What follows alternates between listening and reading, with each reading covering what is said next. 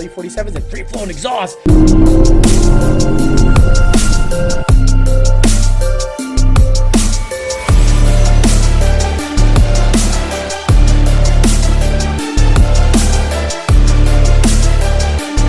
Hey guys, it's Alex. So today I'm gonna put some new wheels on the Fairmont.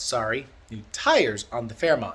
The Fairmont, I've been trying to get a 9-second quarter mile in a very long time on the street. I think it's kind of cool to have a rear-wheel drive car accomplish 9 seconds quarter mile, especially a Fox body, on the street. It might not be a big deal to some really fast guys, but to me it's kind of a big deal. And the car is on a big pulley, meaning low boost. Basically a 3.625 pulley, 15% lower on an Edelbrock supercharger. So what I'm going to do is I'm going to try to get the best grip possible. Right now it's on the DOT Pro.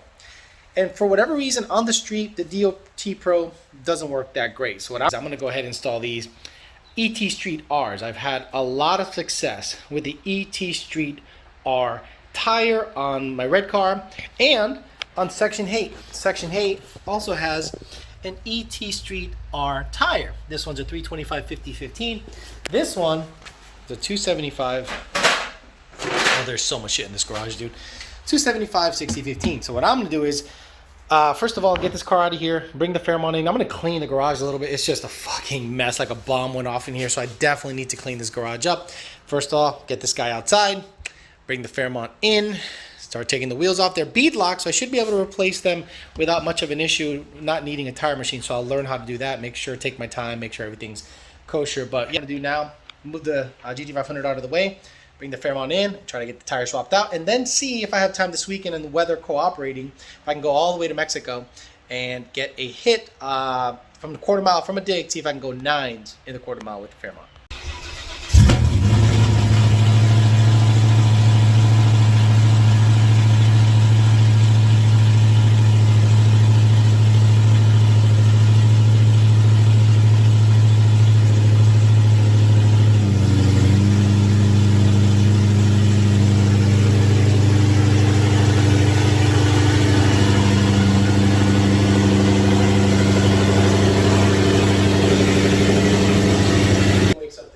Before I bring the Fairmont in here, I've cleaned this whole motherfucker out. There's a bunch of shit everywhere, so I'm trying to get that done before I bring the Fairmont inside.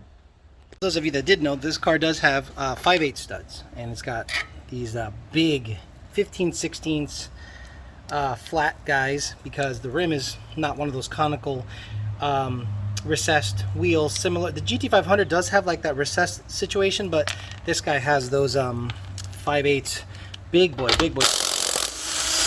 It's just super big stuff. Probably overkill for this. Probably severe overkill for this stuff. But at the end of the day, you know, this shit ain't gonna break. So the goal is to get this out, deflate the tire, obviously, take the bead locks off, and I should be able to squeeze the other tire onto this guy pretty easily. But we'll see. This will be the test piece. See how hard it is to get this guy off. Needless to say, these were toast. Look at that, there's the wear bar. She been gone. So yeah, they're gone, and obviously this guy has plenty, so they were due for a change anyway. This is, I believe, a 15/10" wheel. It's nasty in there because I think I have a axle seal that's leaking, so I'll clean that up and take a look at the axle seal. But yeah, let me see if I can get this guy off, get the new tire on, go from there.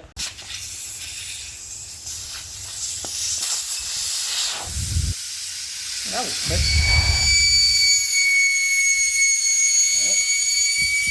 Start working on these guys. Well, I decided to work outside of the garage because it's a little too confined in the garage. So I stuffed the GT500 back in there. I said, screw it, let me just work outside. Plenty of elbow room. This is why I need a freaking shop. Bad.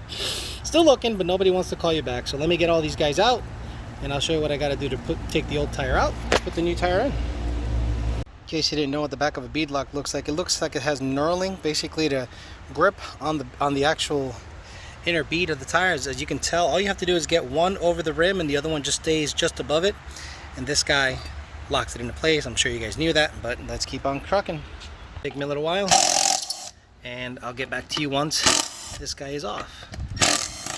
Thought it was a good idea to show you my current rear brake setup. Strange 5/8 studs, strange brakes, 9-inch ends, UPR, coilover kit, strange singles, UPR severe duty anti-roll bar, UPR lowers, UPR uppers, all UPR stuff back here.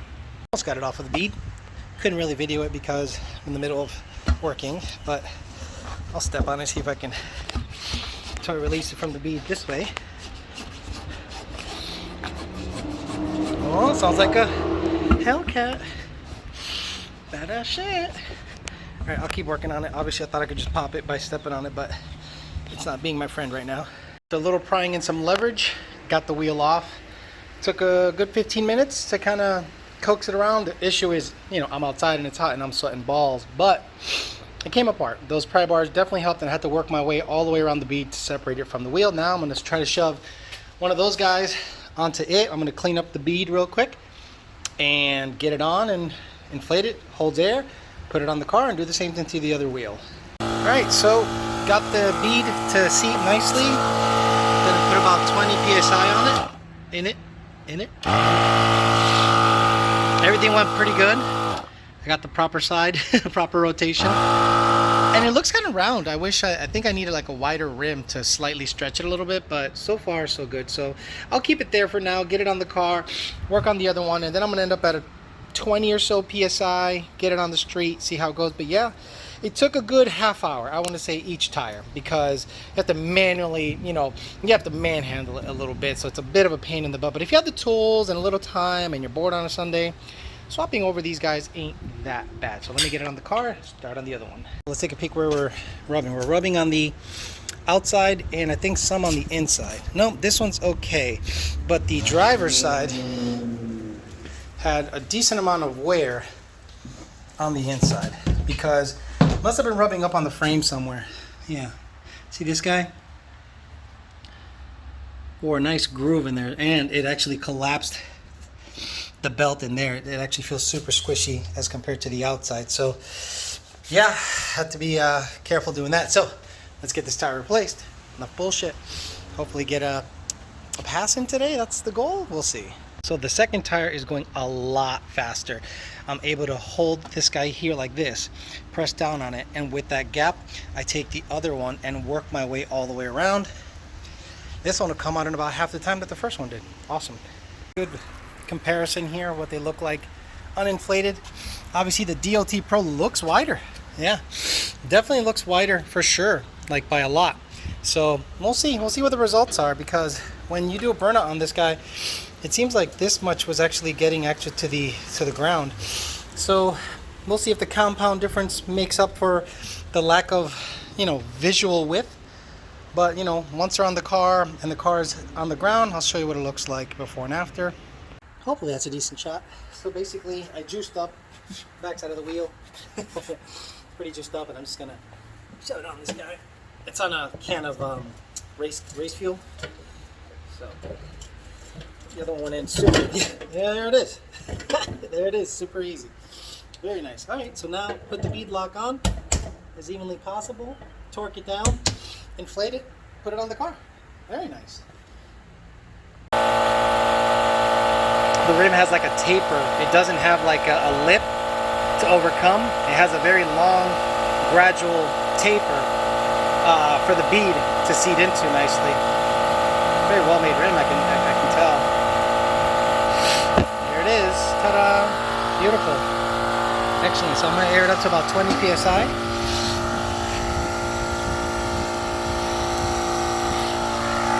case you guys are wondering. A little Pep Boy special connects to the battery. Now that I have a regular battery in this car, should be good to go. Did notice about these tires is they're a little taller than the DOT Pro, just slightly, nothing crazy. So I want to make sure that nothing rubs in here and on the inside, because if you look at the other tire, and I'll show you that in a minute, it was definitely rubbing on the inside, and this thing is begging for a mini tub. I was holding off because cost of a mini tub is not going to be something I think I want to pay. It's probably going to be upwards of $3,000 plus, maybe more, because not only do you have to mini tub the car, but you then have to relocate the shocks inboard, because if you're going to put a big old tire on it, this this shock is going to have to be close to the links there, but I'm hoping nothing rubs up in there. It looks really close, but we'll see once I cinch this guy down. Oh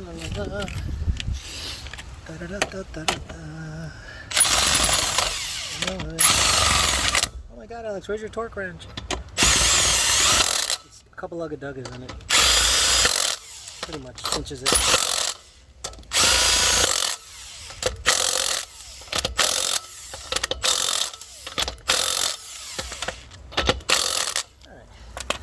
Bring it down, see if it's rubbing anywhere. See how it looks on the ground. Ooh. Okay, let me step on the rear bumper to settle the suspension. There we go. Ooh, it's close, baby. It is close. It's about the same as it was before. Let's look on the inside. Okay. Actually, got a little room. It's not bad. And oh, I got more room here than before. I literally had no room before. So yeah, looking pretty hunky-dory. Nice. Let's start on the other side. As you can tell, I have an axle seal leak and leaks everywhere, so that's gonna have to be fixed really damn soon before I take it to the track again. All right, so there they are, installed. 275 60 15 ET Street R's. So now it is quote-unquote street legal, but the DOTs before were not. It doesn't look that much different. If they're smaller, that's a good thing, so they fit in the wheel well better, and we'll see how they hook. If they end up hooking really nicely, you know, because the compound is a little different, then, you know, I'll have less trouble rubbing, and I might be able to drop the ride height a little more to make it sit like I want. Obviously, this car needs a mini tub, but enough talking. Let's see if we can get it out to Mexico pretty soon. Seems to be pretty decent out there. It's a little foggy right now. My God, this lens is super foggy. And I'll see if I can get a 9-second run on the street with this car and these tires.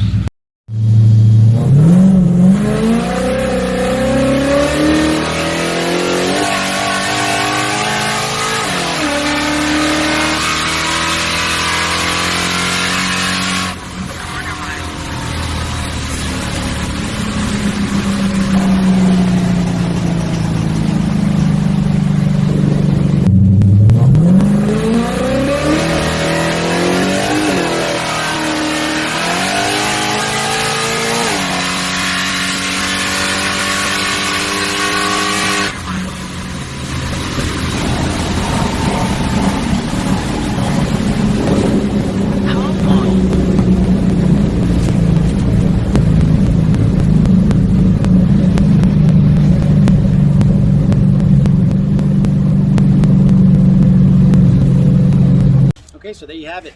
The car only went 1074 because I wasn't really able to go full throttle until probably midway through second gear.